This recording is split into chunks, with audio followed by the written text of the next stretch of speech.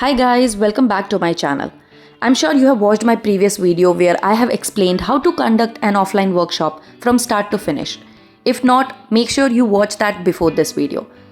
After that, you would know how to choose the activity, venue, materials, pricing, duration, and everything else you need to actually conduct the workshop. But now comes the bigger question. How do you get people to actually show up? Because planning a workshop is one thing. Filling the seats is a completely different game. And I've seen people spend weeks planning a beautiful workshop, creating gorgeous posters, arranging materials, booking a venue, and then they just post one Instagram story saying, "Workshop this Sunday, DM to register."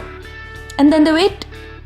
And when nobody registers, they conclude, maybe people are not interested. But that's usually not the problem. The problem is that you have not marketed the workshop properly. So in this video, I'm going to break down exactly how you should think about marketing an offline workshop.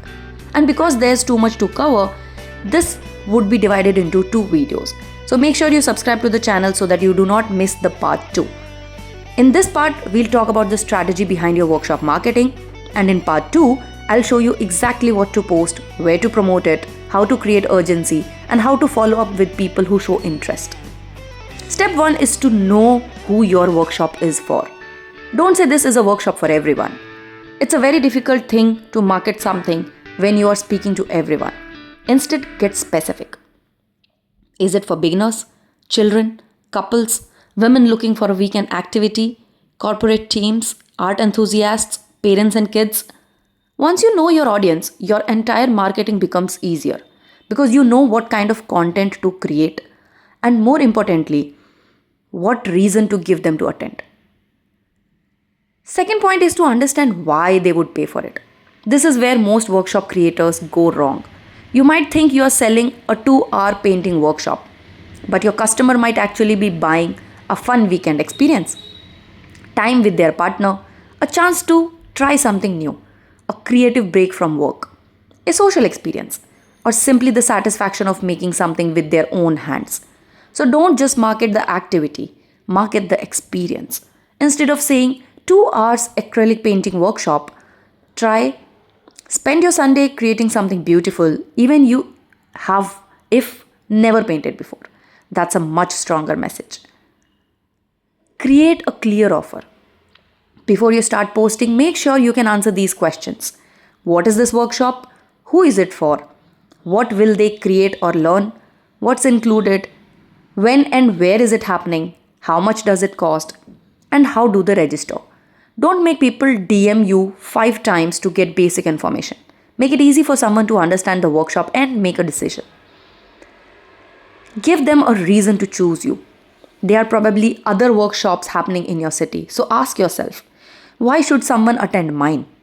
Maybe it's beginner friendly. Maybe it's a very small group. Maybe it's happening at a beautiful cafe. Maybe everyone gets to take their artwork home. Maybe it's a beautiful, unique art form. Maybe it's designed specifically for couples or corporate teams. Find your differentiator because another art workshop isn't a compelling reason to buy. Now don't start promoting 2 days before. This is another big mistake. If your workshop is on Sunday, don't start promoting it on Friday. Give people time to discover it, understand it, think about it, ask questions, and then finally register. Ideally, start creating awareness at least 1 or 2 weeks before the workshop, depending upon your audience and ticket price. And don't just repeat the same poster for 2 weeks. Change the message, show the experience, show what they'll create, share testimonials, answer questions, show behind the scenes, and then create urgency as the date gets closer. Don't depend only on Instagram. Your Instagram followers are not your only potential customers. Think about where your audience already exists. WhatsApp groups, housing societies, local communities, cafes, co-working spaces, schools and colleges, corporate HR teams, local creators, previous customers, and other businesses that already have the audience you want. For example, if you are conducting a workshop at a cafe, why should you be the only one doing the promotion? Collaborate with the cafe and let them promote it to their audience too.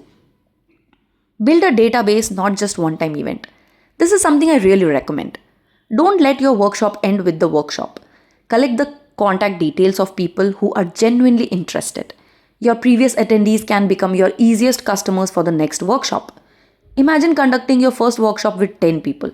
Then, next time you have another workshop, you already have 10 people who know you, trust you, and have experienced your work. You don't have to start from zero every time. So, before you start marketing your workshop, poster, remember, know your audience, understand what they are actually buying, create a clear offer, give them a reason to choose you, start promoting early, and don't depend on just one platform. But now comes the more practical part. What exactly should you post? How many times should you promote the workshop? What should you put in on stories? How do you create urgency? And what do you do when someone says, I'll let you know? And that's what we will cover in part 2. So make sure you have subscribed to the channel.